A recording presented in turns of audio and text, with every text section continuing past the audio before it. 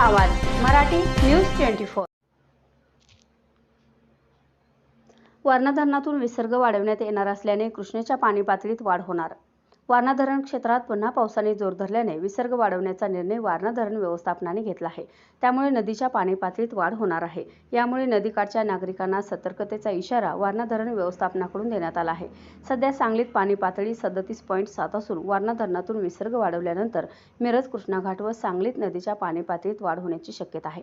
वारणा धरण पाणलोट क्षेत्रामध्ये मोठ्या प्रमाणात अतिवृष्टी होत असल्याने आज दिनांक 31/7/2024 रोजी वारणा धरणातून सद्यस्थित असलेल्या 8092 क्युसेक्स विसर्गात वाढ करून वक्रद्वारद्वारे 10,115 क्युसेक्स व विद्युत जनरेटरमधून 1,470 क्युसेक्स असे एकूण 11,585 विसर्ग नदीपात्रात सोडण्यात येणार आहे। तरी नदीकाठच्या लोकांना सतर्कतेचा इशारा वारणा धरण व्यवस्थापनाकडून देण्यात आला आहे।